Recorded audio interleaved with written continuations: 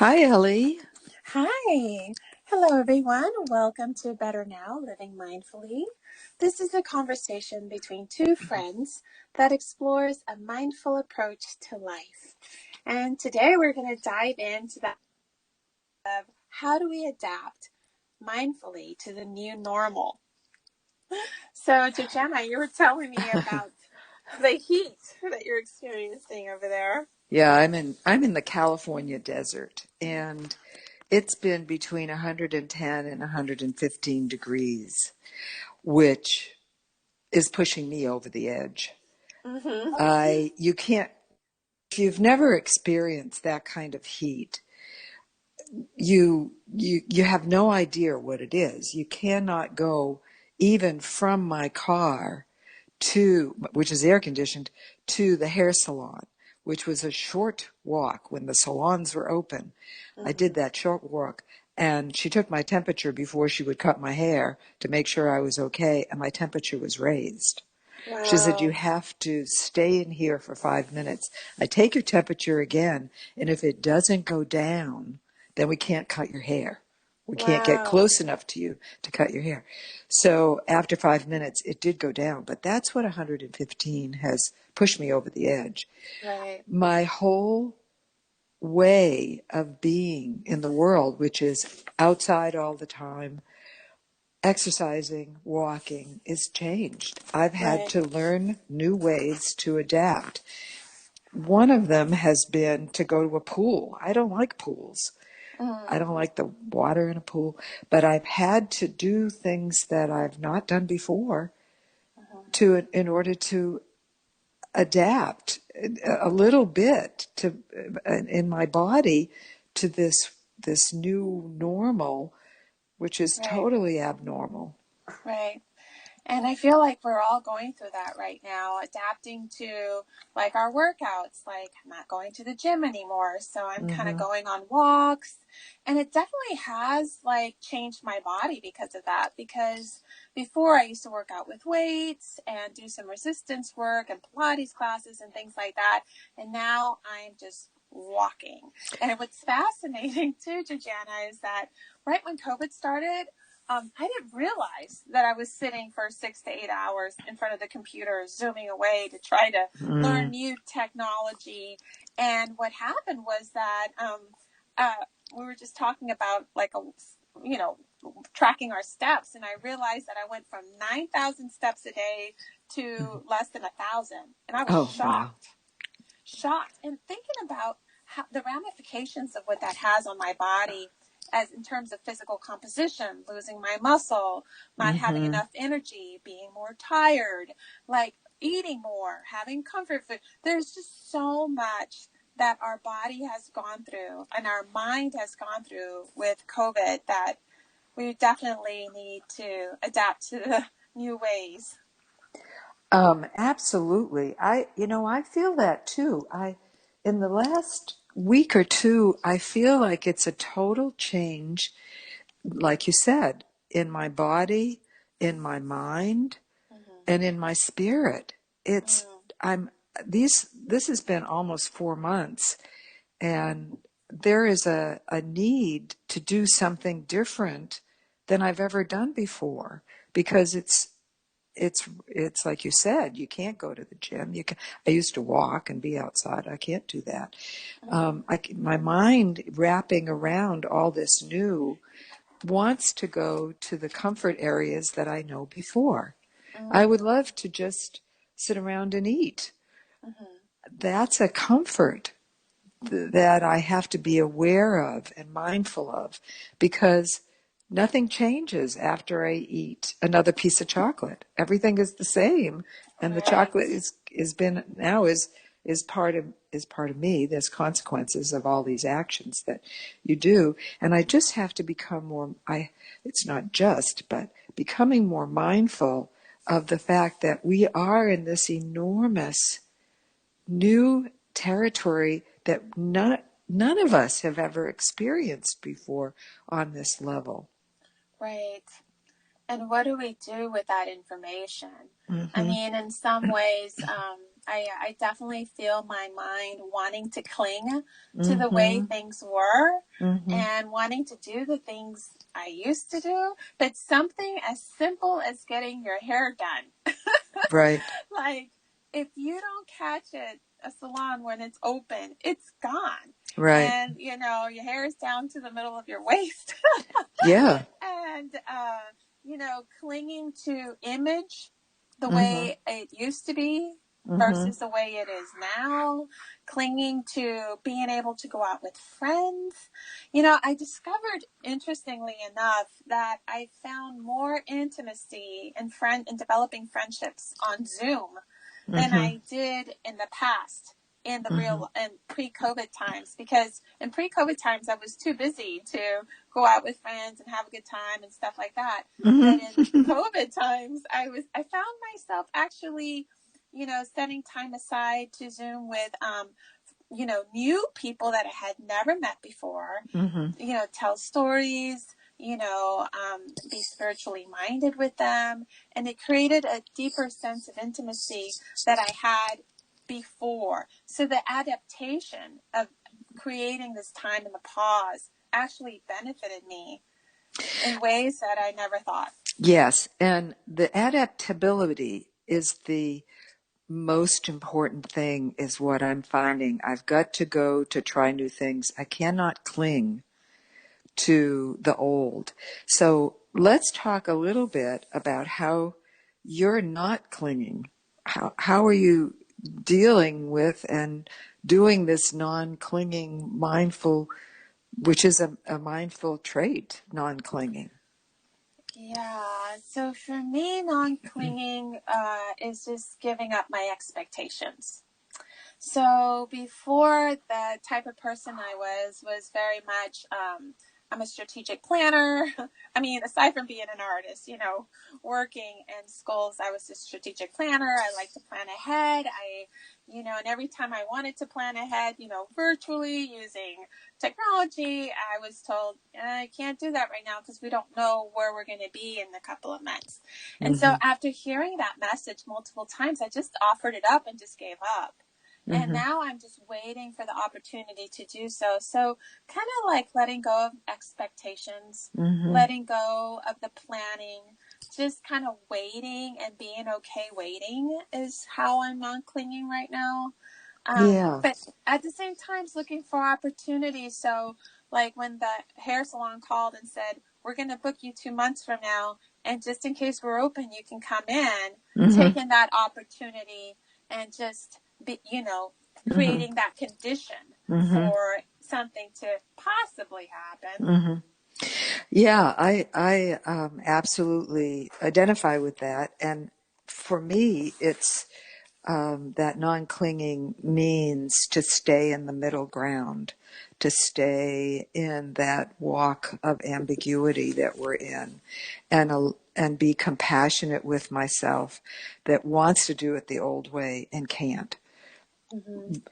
and doesn't want to try new things but must, to keep my Mm. sanity and to keep my body, mind, and soul on an even keel. Otherwise, I'm complaining, which complaining is not being mindful. Complaining is not taking some kind of a compassionate view of myself that, wow, we're in this.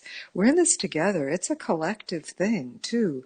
I think universally, the audience may be having the same kind of I sit in this sometimes and I am irritated with the Mm-hmm. whole thing and myself.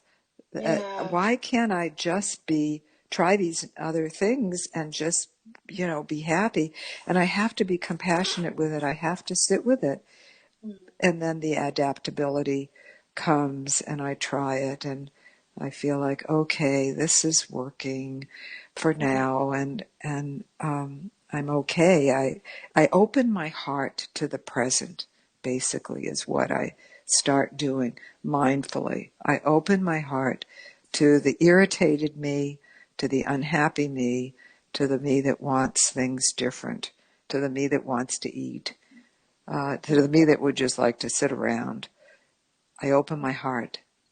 Mm-hmm. And then eventually I move. I mean, I change once I open my heart with compassion. Mm-hmm. That you said something that kind of stayed with me, which was Mm-hmm. the middle ground. And I'm Mm. wondering if you can elaborate on what is the middle ground? What does that look like to you? The middle ground is that ambiguous place that um,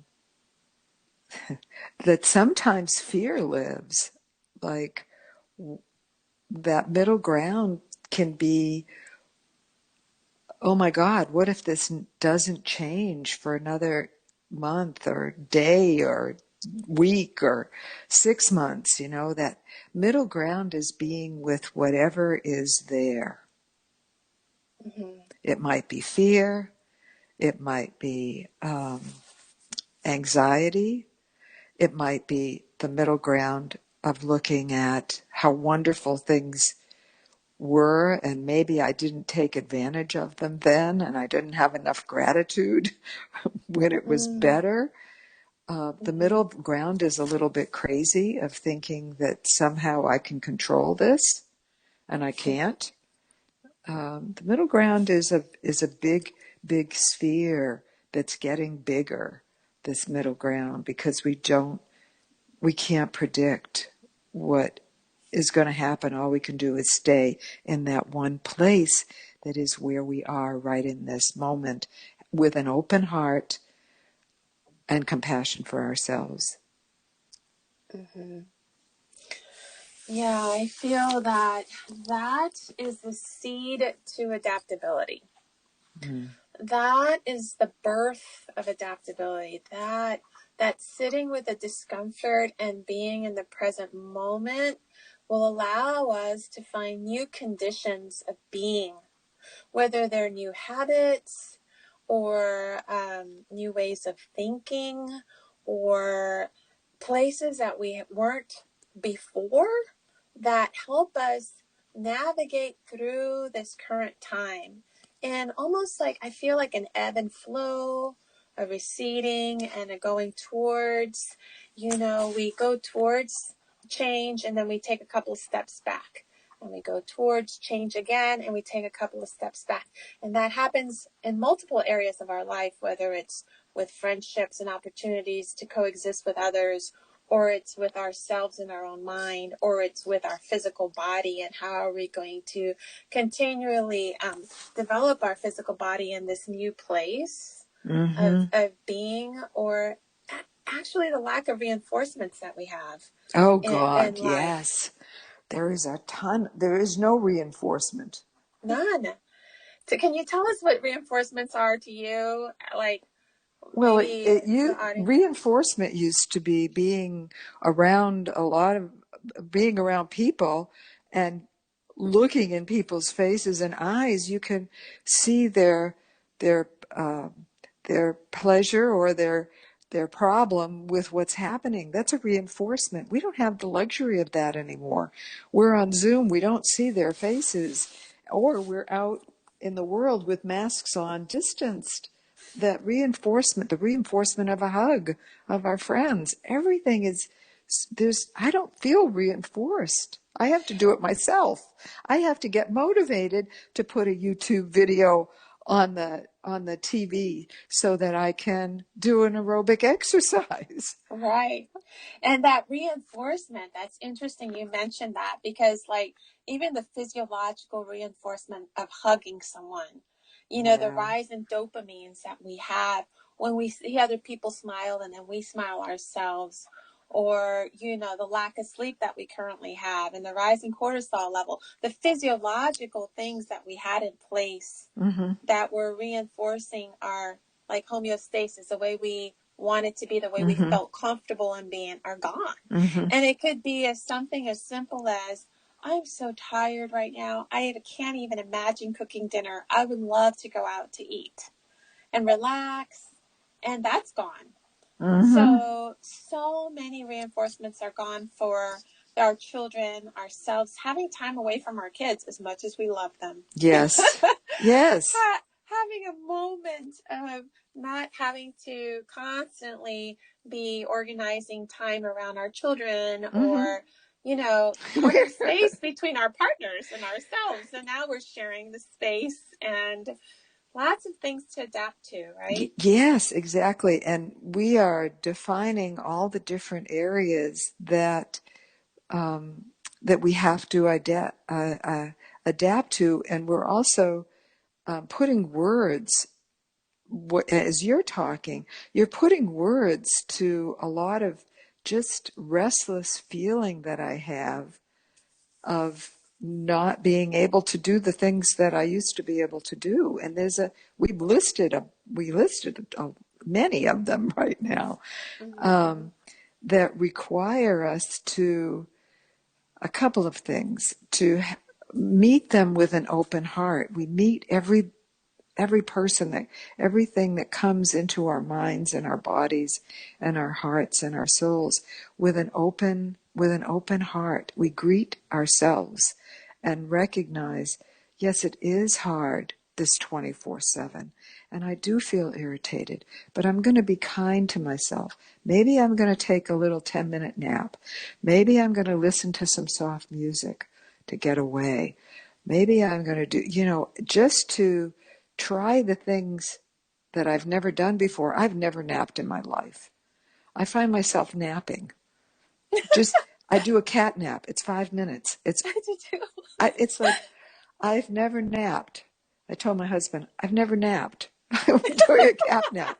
I lay down, I listen to one of my own meditations, and I'm asleep for 5 minutes. And I feel better. This is opening our hearts. This is being compassion. This is allowing what is surfacing, which is a lot. And it's collective. It's not just you and I, Ellie. I think there are people out in the audience that feel the same way. Right. And being conscious of our adaptability and what is working for me. Like, at first it was like, okay, so I just realized that my body is not functioning the way it used to. Like a month into COVID when I tried doing, actually it was just 2 weeks into COVID when I tried doing a Pilates workout and I felt nauseous. So I'm going to take in that information and I'm going to try to figure out what is going on. And so taking in that information of how things used to be and how they're not that way at this moment. And then what am I going to do to move forward with this information? Just as you said, having an open heart and being in the middle ground. Okay, so now I'm going to experiment with something that might work for me. So something that worked for me is going on these meditative walks around the lagoon for an hour, doing a bit of yoga or stretching by myself, of course, lighting incense all over my house or Right. sage, having a moment of silence and getting to know myself in alone time that I hadn't had before. I've never been by myself this amount of time. Like I have to get to know myself and to know what works for me because my reinforcements are gone. So now I have to have new reinforcements, which is what you were talking about when you said I took a cat nap, right? Or I had a cup of tea.